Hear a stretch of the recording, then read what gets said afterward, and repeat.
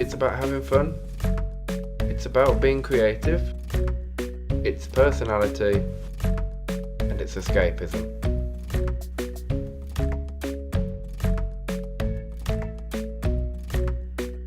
I probably joined the furry fandom just over 8 years ago now. When I tell people that I'm a furry, the first question is usually, what is it? So, a furry is a person that is fascinated with fictional animals. They're usually anthropomorphic animals, which is basically the ability to walk on two legs, talk, and they usually wear clothes as well.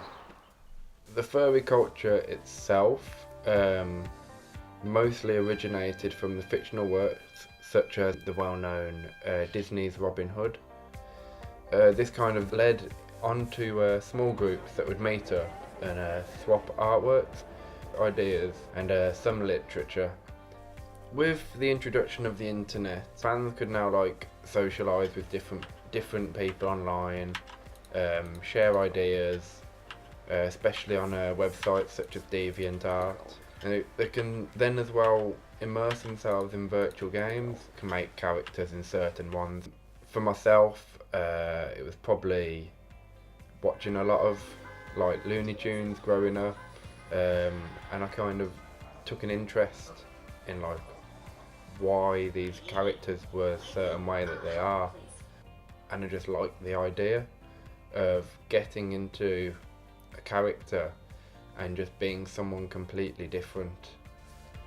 Some are interested in art and design of characters, like the drawing concept. Some people as well like the socialising, meeting other people, or just being generally centre of attention. A lot of furries will do role playing. This at certain meets we'll have certain props that people will end up having. Sometimes it's a pizza prop, sometimes it's a fake dog bone or something. And we'll do stuff like we'll run around, we'll chase the person with it, we'll try and get it off them. Occasionally it'll break out into a pretend fight. It can be a lot of fun watching from the outside, seeing a lot of people running around after a fake toy. The children kind of get it, they get the furries, and a lot of children are interested in the world of play, the world of imagination, how their mind perceives things very differently to a lot of adults. Being a furry, you can basically be who you want to be, or it's also escaping reality as well. You can show your inner self a lot more than what you would do if you were just being yourself out of the character. I don't really wear my fursuit all the time. For me at the moment, it is mainly just a hobby. Another few of my hobbies include skateboarding, hanging out with friends, especially on a lot of my online gaming. Most furries themselves will identify with an animal that possesses traits that they feel like they can't express as a human or wish they had. This is then how we create and design our character.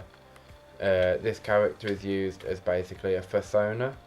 The meaning of that word is so people can identify what you are, what your character is. It's quite interesting to see people that have had a persona for a while, and then you see their character, and it can be quite magical at times, seeing a character come to life that all you've seen of is a drawing. For me myself, I've got two personas. One of these is a kangaroo. I kind of took inspiration from this because I've got family out in Australia, I love it out there, and I thought it'd be a pretty unique idea to have a kangaroo as a fursuit. My other one is kind of like a wolf hyena hybrid. It is my first ever fursuit, Makoto. She's a partial, which means it's just paws, tail, and the head itself. This one kind of represents a more darker side to myself. I used to get into a lot of trouble as a child, quite rebellious. I had to stop wearing her for a while because I could feel that character coming back in myself. As I say, she can be really aggressive. I needed to bring out another side of myself, another character basically. So this is Ruix. Cost about £3,000 to have made. Had it made by a really well-known company. It's Twinkie Arts. This one requires a full body suit, which includes digigrade legs, which instead of it being a straight leg is moulded to look like an animal. This one himself is a lot more mischievous than the other character, but in a more fun way, not as in a to cause harm way. It's more about having fun, more playful, which I think is what I like about being part of the furry fandom. It's like the attention that you can get. You can't really walk very far without being asked for a photo. It could take you anything up to about half an hour to walk 10 feet.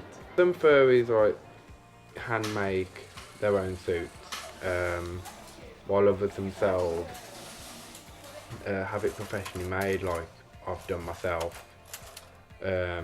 These suits can cost anything from like just for a head can cost anything from 150 when you're up to about £10,000. Vanity Fair magazine published an article on the pleasures of fur, which kind of shocked a lot of the furry community. The community as a whole, that's not what we're into. There is a portion of the community which does that. People who enjoy this side of the universe are known as yiffers, and most of the community will actually segregate or separate themselves from being associated with this type of furry. But it's like I say, every fandom will have some negative part, but that's just part of human nature itself. I've been personally had verbal abuse and stuff shouted at me, but I think they've had it worse in America, where there was actually an attack. 19 people were sent to hospitals after what is described as an intentional gas incident at the Midwest Fur Fest happened. This is, of course, a furry convention. That was a really bad time in the community, but we've tried, even though stuff like this has happened, we've tried to stay together as a well-knit community, just helping each other out. I mean, they get involved with charity work. We participate in fundraising events. There's a group of us that go to children's hospitals for kids that have got like terminally ill condition, just to go there and see them and try and make their lives a bit brighter.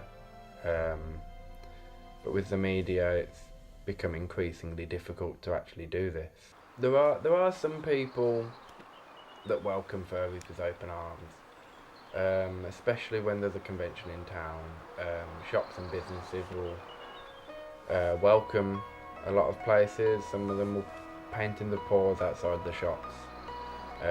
Like some furries travel from all over to visit, and they bring a lot of revenue into the actual towns themselves. Above all, like for me, a lot of furries, it's a big friendly community. It's just about making people happy, having a lot of fun. It's like a big family.